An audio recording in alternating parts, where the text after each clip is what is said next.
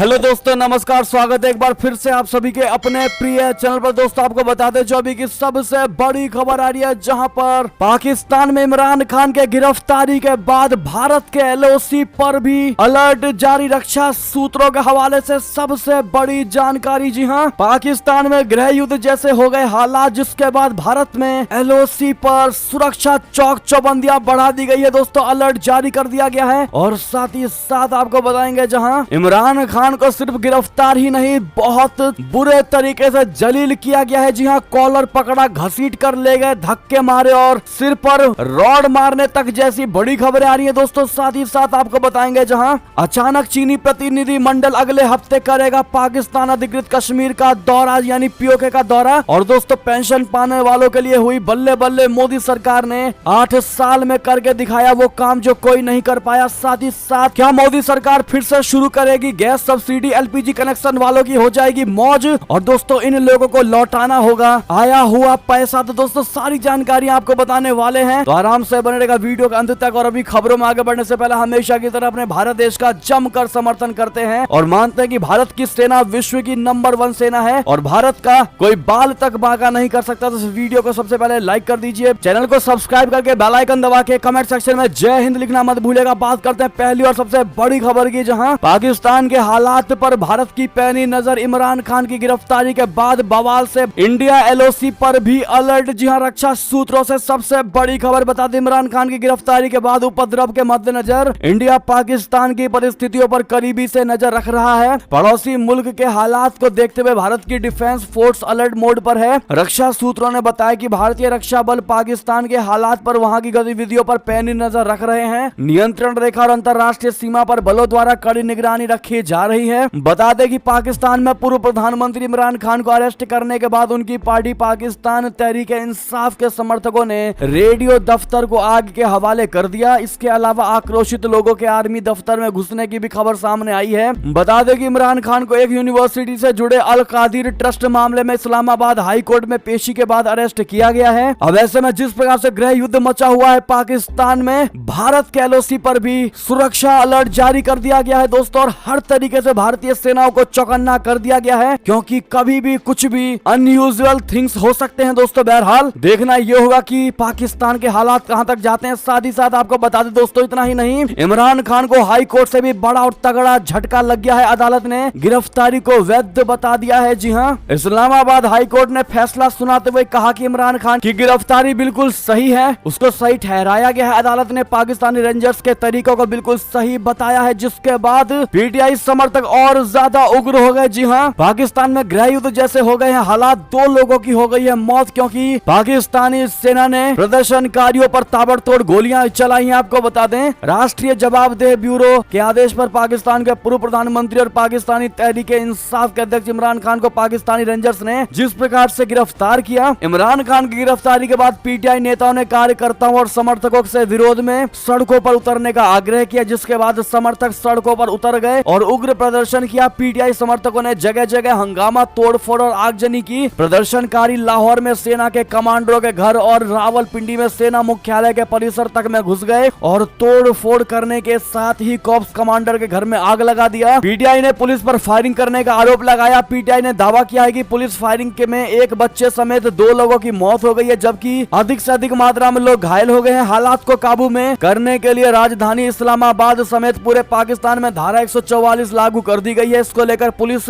प्रमुख ने कहा है कि धारा 144 का उल्लंघन करने वालों के खिलाफ कड़ी कार्रवाई की जाएगी। बता दें कि पाकिस्तान में यूट्यूब, फेसबुक और ट्विटर को सस्पेंड कर दिया गया है। दोस्तों इमरान खान की गिरफ्तारी के बाद अफवाहों पर रोक लगाने के लिए पाकिस्तान सरकार ने देश के विभिन्न हिस्सों में यूट्यूब, फेसबुक और ट्विटर जैसे सोशल मीडिया प्लेटफॉर्म को सस्पेंड कर दिया है। पाकिस्तानी मीडिया ने इस बात का दावा किया है कि सरकारी संस्थानों को यूट्यूब, फेसबुक और ट्विटर जैसे सोशल मीडिया प्लेटफॉर्म को इस्तेमाल की अनुमति दी गई है। और उससे भी बड़ी खबर आपको बता दें कि मार्शल लॉ पर चर्चा के लिए सेना ने बहुत बड़ी इमरजेंसी बैठक बुलाई है पाकिस्तान में। अब देखना यह होगा दोस्तों, क्या मार्शल लॉ लगाया जाएगा पाकिस्तान में। लेकिन पाकिस्तान की जो स्थिति है वो दोस्तों श्रीलंका को भी फेल कर चुकी है। बहरहाल इस पर आपकी जो भी निजी राय हो दोस्तों कमेंट में लिखकर अवश्य बताइएगा। लेकिन सबसे बड़ी और पते की बात यह है कि पाकिस्तान में किसी भी प्रधानमंत्री की कोई इज्जत होती नहीं दिखाई दे रही। जो पूर्व प्रधानमंत्री हो जाते हैं उनको इसी प्रकार से घसीटा किया जा रहा है। बता दें कि इमरान खान को सिर्फ गिरफ्तार ही नहीं किया गया बल्कि तगड़े तरीके से जलील किया गया है। कॉलर पकड़ा, घसीट कर ले गए और धक्के मारकर गाड़ी में बैठाया। जी हाँ, अदालत आए इमरान खान जब बायोमेट्रिक मशीन के सामने हाजिर लगा रहे थे तो सैनिक शीशे तोड़कर घुसे और उन्हें कॉलर पकड़कर ले गए। सैकड़ों सैनिकों की घेराबंदी में इमरान खान को आनंद फानन सेना की गाड़ी तक लेकर जाया गया और धक्के देकर बैठाया गया। यहाँ तक कि इमरान खान के वकील ने कहा कि सिर पर रॉड तक मारी गई है। जी हाँ, बहरहाल एक तरफ पाकिस्तान महंगाई की मार झेल रहा है, वहाँ की आवाम एक रोटी तक के लिए तरस रही है दोस्तों। दूसरी तरफ इस प्रकार के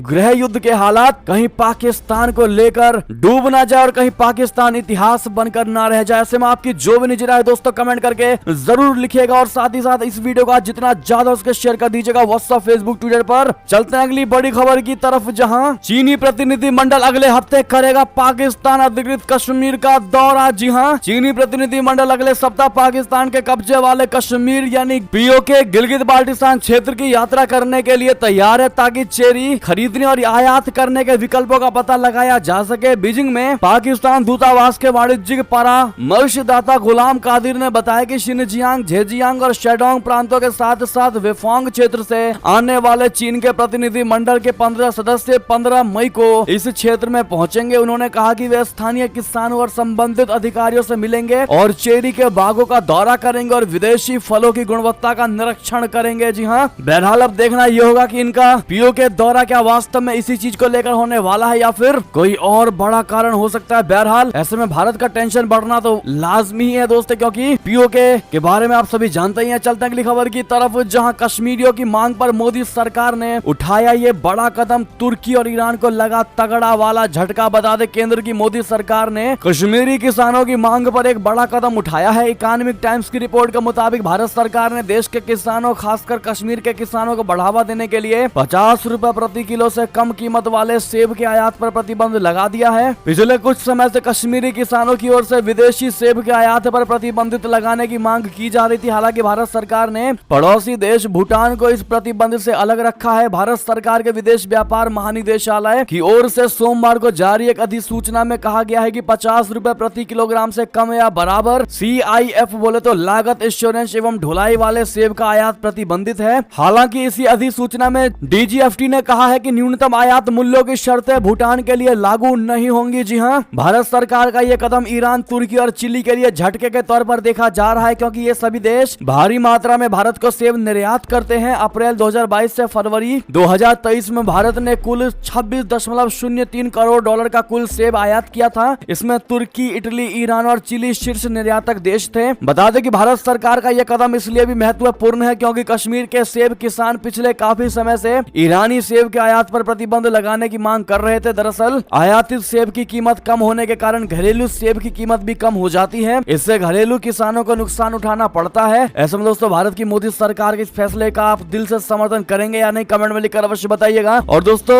वीडियो को लाइक जरूर कर दीजिएगा। बात करते हैं अगली खबर की, जहां सेना के यूनिफॉर्म को लेकर सबसे बड़ा फैसला। ब्रिगेडियर और उससे ऊपर रैंक के अधिकारियों के लिए नया नियम लागू। जी हां, इंडियन आर्मी के यूनिफॉर्म को लेकर बड़ा बदलाव हुआ है और एक जैसी यूनिफॉर्म लागू करने का फैसला किया गया है। अब सेना में ब्रिगेडियर और उससे ऊपर के रैंक के अधिकारी एक जैसी यूनिफॉर्म पहनेंगे। हालांकि सेना के कर्नल और इससे नीचे के रैंक के अधिकारियों की वर्दी में कोई बदलाव नहीं किया गया है। सैन्य सूत्रों ने मंगलवार को बताया कि सेना ने फैसला किया है कि 1 अगस्त से ब्रिगेडियर और उससे ऊपर के रैंक के अधिकारियों के लिए एक समान वर्दी होगी, भले ही उनके मूल कैडर और नियुक्ति कुछ भी हो। सूत्रों ने बताया है कि ये फैसला हाल ही में संपन्न सेना कमांडरों के सम्मेलन के दौरान विस्तृत विचार विमर्श के बाद लिया गया है। सूत्रों ने बताया कि फैसले के तहत वरिष्ठ अधिकारियों की टोपी, कंधे पर बैज, गोर गेट, पैच, बेल्ट और जूते का मानकीकरण किया जाएगा। बहरहाल अगली खबर की बात करते हैं, जहां रुपए में पेमेंट लेने से हिचकिचाया रशिया, क्या इसके पीछे कहीं चीन तो नहीं? बता दें भारत और रशिया ने आपसी कारोबार रुपए में करने पर बातचीत रोक दी है। दोनों के बीच इस सिलसिले में महीनों से बातचीत चल रही थी। इस रोक को भारतीय आयातकों के लिए एक बड़ा झटका माना जा रहा है। भारत सरकार के एक अधिकारी ने नाम न छापने की शर्त पर राइटर्स को बताया कि रशिया का यह मानना है कि अगर इस तंत्र पर काम किया जाएगा तो रशिया के लिए रुपए को दूसरी करेंसी में बदलने की लागत बढ़ेगी। BBC में छपी खबर के मुताबिक पिछले दिनों शंघाई सहयोग संगठन की बैठक में गोवा आए रशिया के विदेश मंत्री सर्गेई लावरोव ने पत्रकारों को बताया कि रशिया के भारतीय बैंकों में अरबों रुपए पड़े हैं, लेकिन रशिया इन रुपयों का इस्तेमाल नहीं कर सकता।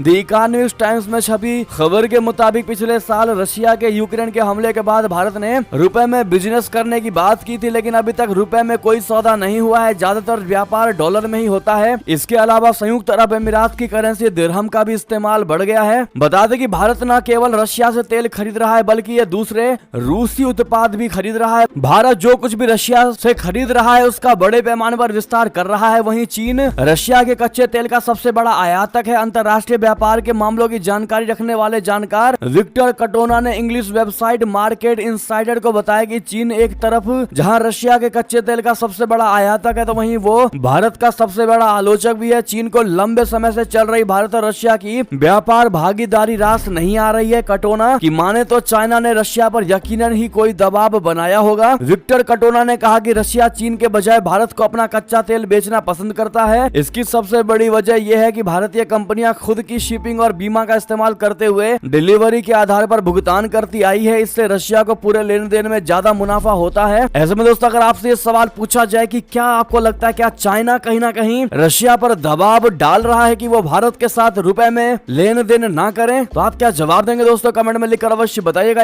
आपके एक एक कमेंट को हम पढ़ेंगे। साथ ही साथ अगली खबर की बात करते हैं, जहां पीएफआई के खिलाफ एनआईए ने तमिलनाडु में की छापेमारी, 5 लोग गिरफ्तार। बता दें, प्रतिबंधित पॉपुलर फ्रंट ऑफ इंडिया यानी पीएफआई की गैर कानूनी गतिविधियों से जुड़े एक मामले में राष्ट्रीय अन्वेषण अभिकरण ने मंगलवार को तमिलनाडु में 6 स्थानों पर छापेमारी की और 5 लोगों को गिरफ्तार कर लिया। एक अधिकारी ने यह जानकारी दी। उन्होंने बताया कि चेन्नई, मदुरै, डिंडीगुल और थेनी जिलों में छापे मारे गए हैं। एएनआई के एक प्रवक्ता ने कहा कि इन गिरफ्तारी के साथ ही राज्य में पिछले साल दर्ज आपराधिक साजिश मामले में पकड़े गए लोगों की कुल संख्या 15 हो गई है। मंगलवार को गिरफ्तार आरोपियों की पहचान चेन्नई के अब्दुल रज्जाक, मदुरै के वकील मोहम्मद यूसुफ और वकील एम मोहम्मद अब्बास, बाकी 2 अन्य के रूप में गिरफ्तार किया गया है। दोस्तों, प्रवक्ता के अनुसार आरोपियों की संपत्तियों की तलाश कर ली गई है, जिनमें ज्यादातर घर और फार्म हाउस शामिल हैं। प्रवक्ता ने कहा कि साजिश के तहत आरोपियों ने बड़ी संख्या में पीएफआई कैडर, विशेष रूप से संगठन के नेतृत्व द्वारा चुने गए युवाओं को कट्टरपंथी बनाया और प्रतिद्वंद्वियों पर हमला करने एवं लोगों की जान लेने के लिए विभिन्न प्रकार के हथियारों के इस्तेमाल का प्रशिक्षण भी दिया था। ये मामला पिछले साल 19 सितंबर को दर्ज किया गया था। संघीय एजेंसी ने 17 मार्च को 10 आरोपियों के खिलाफ आरोप पत्र दायर किया। बहरहाल, अगर आप भी मानते पीएफआई पर जो एक्शन लिया गया वाकई में बिल्कुल सही एक्शन लिया गया है, तो दोस्तों कमेंट में अपनी राय अवश्य दीजिएगा। क्योंकि आपको याद होगा दोस्तों, पिछले साल जो इसको लेकर बड़ी खबरें आई थी कि इन्होंने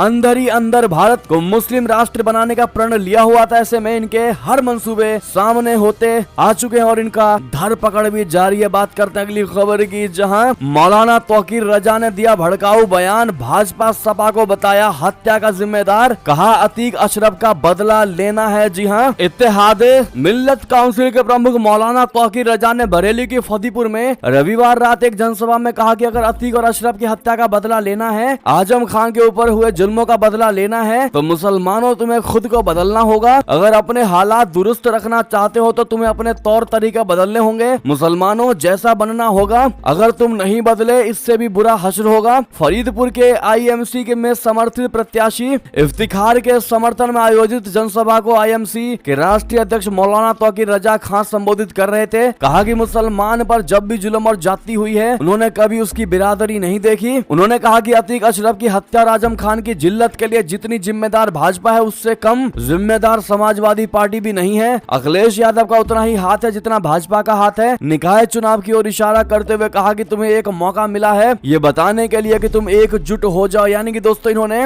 एक तरीके से मुस्लिम समुदाय को भड़काने का काम किया है दोस्तों इन बयानों को देकर के। और भारत में फिर एक बार शांति व्यवस्था बिगड़ सकती है उनके इस बयानों से। क्या आपको नहीं लगता कि इस प्रकार के बयान बिल्कुल नहीं देने चाहिए थे? बहरहाल, इस पर आपकी जो भी निजी राय हो दोस्तों कमेंट में लिखकर अवश्य बताइएगा। चलते हैं अगली खबर की तरफ, जहां द्वितीय विश्व युद्ध की याद दिला राष्ट्रपति पुतिन ने सैनिकों को उकसाया। रशिया ने यूक्रेन पर 25 क्रूज मिसाइलें दाग डाली। आज की बड़ी खबर, रशिया राष्ट्रपति व्लादिमीर पुतिन ने मंगलवार को मॉस्को के रेड स्क्वायर पर अपने विदेश की विजय दिवस परेड में कहा कि पश्चिम की बेलगाम महत्वाकांक्षाओं के चलते रशिया के खिलाफ एक असली युद्ध छेड़ा गया है। इससे कुछ समय पहले ही रूसी बलों ने यूक्रेन में दुश्मनों के ठिकानों पर क्रूज मिसाइलों से हमला किया है। द्वितीय विश्व युद्ध में नाजी जर्मनी को हराने की स्मृति में होने वाली वार्षिक परेड में पुतिन ने कहा कि आज सभ्यता एक बार फिर निर्णायक मोड़ पर है। हमारी मातृभूमि के खिलाफ एक वास्तविक युद्ध छेड़ा गया है। रशिया ने 14 महीने से अधिक समय से पहले अपने पड़ोसी पर आक्रमण किया था और पुतिन तब से बार बार बार यूक्रेन में युद्ध को पश्चिम के साथ छन्न संघर्ष के रूप में रेखांकित करते रहे हैं। क्रेमलिन के युद्ध के आधिकारिक विमर्श ने पश्चिम के साथ अस्तित्व की लड़ाई की तस्वीर पेश की है, जो मॉस्को के मुताबिक यूक्रेन का इस्तेमाल रशिया को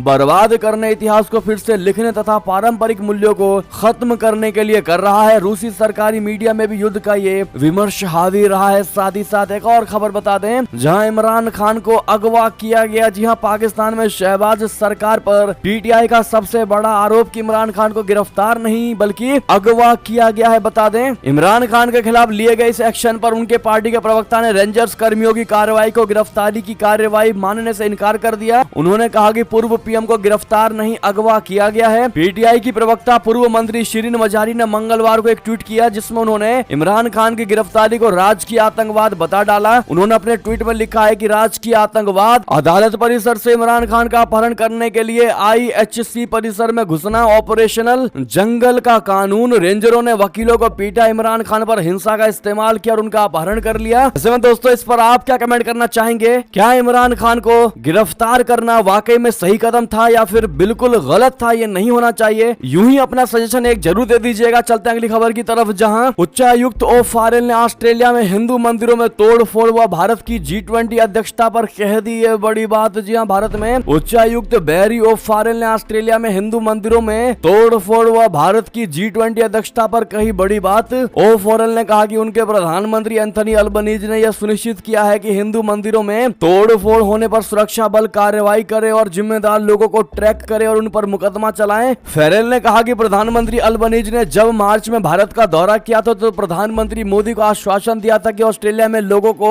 बिना किसी हस्तक्षेप के अपने धर्म का पालन करने का अधिकार है और प्रधानमंत्री अल्बनीज ये सुनिश्चित करने के लिए प्रतिबद्ध हैं। हमारी पुलिस, राज्य पुलिस हर संभव कार्रवाई करती है। साथ ही साथ उन्होंने G20 पर क्या बोला आपको बता दें। फेरेल ने कहा कि इस साल G20 महत्वपूर्ण साल इसलिए भी है क्योंकि भारत इसकी अध्यक्षता कर रहा है और ऑस्ट्रेलिया भारत का इतना दृढ़ता से समर्थन करता है क्योंकि ये समान सतत विकास प्रदान करने की आवश्यकता पर जोर दे रहा है। साथ ही साथ दोस्तों, अगली खबर बता दें, जहां कूनो नेशनल पार्क में तीसरे चीते की हुई मौत। इस बार बीमारी से नहीं बल्कि लड़ाई में तीसरा चीता हमेशा के लिए खो दी अपनी जिंदगी। बता दें, मध्य प्रदेश के कूनो नेशनल पार्क में विदेश से लाए गए एक और चीते की मौत हो गई है। मादा चीता दक्षा ने दम तोड़ दिया। हालांकि उसकी मौत का कारण बीमारी नहीं बल्कि अन्य चीतों से लड़ाई है। अफ्रीका से आए चीता दक्षा का कूनो राष्ट्रीय उद्यान के अंदर अन्य चीतों से लड़ाई हो गई थी। रिपोर्ट के मुताबिक नर चीता फिंडा, वायु और अग्नि से मादा चीता दक्षा और धीरा की भिड़त हुई थी। इसी में दक्षा की मौत हो गई। दक्षिण अफ्रीका और नामीबिया से लाए गए ये तीसरे चीते की मौत हुई है। इसकी पुष्टि PCCF wildlife Jasvir Singh Chauhan ने दी है। साथ ही साथ दोस्तों, अगली खबर आपको बता दें, जहां मुकेश अंबानी ने फिर जुकरबर्ग को छोड़ा पीछे। गौतम अडानी की भी घटी संपत्ति। बता दें, दुनिया भर के अरबपतियों की लिस्ट में एक बार फिर से बड़ा बदलाव देखने को मिला है। मुकेश अंबानी का इस लिस्ट में स्थान एक बार फिर से बढ़ गया है। मुकेश अंबानी ने मार्क जुकरबर्ग को भी पीछे छोड़ दिया। अंबानी इस लिस्ट में अब 12वें स्थान पर आ गए हैं। तो वहीं दूसरी तरफ अडानी की बात की जाए तो उनको एक बार फिर से बड़ा झटका लग गया है और एक बार फिर से वो लिस्ट में नीचे खिसक गए हैं। अडानी 23वें स्थान पर आ चुके हैं। बाकी सारी जानकारी आप स्क्रीन पर देख पा रहे होंगे। दोस्तों, अगली खबर की बात करते हैं, जहां कानपुर में सीएम योगी आदित्यनाथ ने भरी जीत की हुंकार। कहा अब दंगा कर्फ्यू नहीं, मनते हैं वहां पर उत्सव। जी हां, उत्तर प्रदेश के निकाय चुनाव के दूसरे चरण के प्रचार का कल अंतिम दिन था। मंगलवार शाम 6 बजे से प्रचार की गाड़ियों पर ब्रेक लग गई। ऐसे में भाजपा पार्टी की जीत सुनिश्चित करने के लिए मुख्यमंत्री योगी आदित्यनाथ कानपुर दौरे पहुंचे थे। दक्षिण कानपुर क्षेत्र में किदवई नगर के कमर्शियल मैदान में आयोजित जनसभा को मुख्यमंत्री योगी जी ने संबोधित किया। यहां उन्होंने मंच से 5 निकाय क्षेत्रों को साधने का काम किया। सीएम योगी जी ने लोगों से ट्रिपल इंजन की सरकार बनाने का आह्वान करते हुए विपक्ष पर जमकर हमला भी बोला। उन्होंने कहा कि पूर्ववर्ती सपा बसपा सरकार ने प्रदेश को कई दशक पीछे धकेला था। भाजपा ने विकास की गति को तेज किया है। कानपुर में पहले कट्टे बनते थे, उपद्रव और दंगे होते थे, अब उत्सव मनते हैं। युवाओं के हाथों में पहले तमंचे होते थे, अब टैबलेट्स हैं। जी हां, अगली खबर की बात करते हैं, जहां पर राजस्थान से बड़ी खबर, पीएम मोदी जी करेंगे उदयपुर रेलवे स्टेशन का शिलान्यास। 5500 करोड़ की परियोजनाओं की रखेंगे आधारशिला। जी हां, प्रधानमंत्री नरेंद्र मोदी जी बुधवार यानी आज राजस्थान में 5500 करोड़ रुपए से अधिक की विकास परियोजनाओं की शुरुआत करेंगे। पीएम मोदी जी आज उदयपुर रेलवे स्टेशन के पुनर्विकास का शिलान्यास रखेंगे। इसके अलावा वो सिरोही जिले के आबू रोड में पार्टी द्वारा आयोजित एक जनसभा को भी संबोधित करेंगे। साथ ही साथ अगली खबर बता दें, जहां शिवराज कैबिनेट का सबसे बड़ा फैसला, 11 लाख से अधिक डिफॉल्टर किसानों का ब्याज हुआ हुआ माफ। बता दे मध्य प्रदेश के किसानों के लिए अच्छी खबर है। शिवराज कैबिनेट की बैठक में प्रदेश के 11 लाख से ज्यादा किसानों का 2123 करोड़ रुपए का ब्याज माफ कर दिया गया। सीएम शिवराज ने कहा कि जो किसान ऋण माफी के चक्कर में डिफॉल्टर हो गए हैं उनके ब्याज की राशि सरकार द्वारा भरी जाएगी। इसके अलावा भी बैठक में कई अहम प्रस्तावों पर मुहर लगी। अगर आप भी मानते दोस्तों वाकई में ये पते का कार्य किया गया है तो शिवराज सिंह चौहान जी को थैंक यू कहना बिल्कुल मत भूलिएगा। चलते अगली खबर की तरफ, जहां पेंशन पाने वालों की हुई बल्ले बल्ले। मोदी सरकार ने 8 साल में कर दिखाया वो काम जो कोई नहीं कर पाया। बता दें केंद्र सरकार की तरफ से योजनाएं चलाई जा रही हैं, बहुत सारी योजनाएं हैं। अगर आपने भी अटल पेंशन योजना में पैसा लगा रखा है तो मोदी सरकार की तरफ से बड़ा अपडेट सामने आया है। सरकारी योजनाओं का फायदा इस समय देश के करोड़ों लोग ले रहे हैं। इसी बीच सरकार की तरफ से जानकारी दी गई है कि अटल पेंशन योजना का फायदा लेने वालों की संख्या में हर साल 28% की ग्रोथ देखने को मिल रही है, यानी विकास देखने को मिल रहा है। इसके साथ ही इस योजना को करीब 8 साल पूरे हो गए हैं। आपको बता दें कि अटल पेंशन योजना में अभूतपूर्व ग्रोथ देखने को मिल रहा है। अब तक करीब 5 करोड़ 20 लाख सब्सक्राइबर्स इस योजना के साथ जुड़ चुके हैं। अगर इसमें साल दर साल की ग्रोथ 28% देखने को मिल रही है। इसके साथ ही इस योजना में 45% से अधिक महिलाएं रजिस्टर्ड हैं। बाकी दोस्तों सारी जानकारी आप स्क्रीन पर देख ही पा रहे होंगे। साथ ही साथ अगली और अंतिम खबर आपको बता दें, जहां इन किसानों को लौटाना पड़ेगा पूरा पैसा, ऐसे कर सकते हैं ऑनलाइन रिफंड। जी हां, देश में ज्यादातर किसानों की आर्थिक स्थिति बेहतर नहीं है। बहुत से ऐसे किसान हैं जिन्हें फसल का नुकसान झेलना पड़ता है। ऐसे में केंद्र सरकार ने किसानों की आर्थिक मदद के लिए कई योजनाएं चलाई हैं। इसी तरह की एक योजना का नाम है प्रधानमंत्री किसान सम्मान निधि योजना। इस योजना के तहत हर साल किसानों को 6000 रुपए मुहैया कराए जाते हैं। अब तक 13 किस्तों में पैसे जारी किए जा चुके हैं। देश के करोड़ों किसान 14वीं किस्त का बेसब्री से इंतजार कर रहे हैं। ऐसे में दोस्तों जो गरीब किसान है जो इसका फायदा उठा रहे हैं उनके लिए कोई दिक्कत नहीं दोस्तों, लेकिन जो फर्जीवाड़े तरीके से सरकार के इस योजना का लाभ उठा रहे हैं दोस्तों उन सभी की अब खैर नहीं। ऐसी स्थिति में उनको सावधान रहने की आवश्यकता है और बड़ी परेशानी में वो जरूर फंस सकते हैं। सरकार इस योजना में गलत तरीके से लाभ लेने वालों पर काफी सख्त है। बाकी दोस्तों अब वो लोग क्या कर सकते हैं ये जानकारी हमने स्क्रीन पर दे दिया है। तुरंत के तुरंत वो अपना पैसा लौटा दें अगर गलत तरीके से वो पैसा लिया गया है तो, वरना सरकार बहुत बड़ा एक्शन ले सकती है। दोस्तों ऐसे में ये थी अब तक की सारी बड़ी खबरें। आपको हमारी खबर कैसी लगी? आशा करता हूँ बहुत अच्छी लगी होगी। अगर थोड़ी भी अच्छी लगी है तो इस वीडियो को भी अपने भाई बंधुओं में व्हाट्सएप, फेसबुक, ट्विटर के जरिए पूरे भारत में शेयर करना बिल्कुल मत भूलिएगा। और अभी कर दीजिए इस वीडियो को लाइक, चैनल को कर दीजिए सब्सक्राइब, बेल आइकन दबाइए, साथ ही कमेंट बॉक्स में लिख दीजिएगा जय हिंद जय भारत। और दोस्तों यहाँ तक बने रहने के लिए आप सभी का बहुत बहुत धन्यवाद।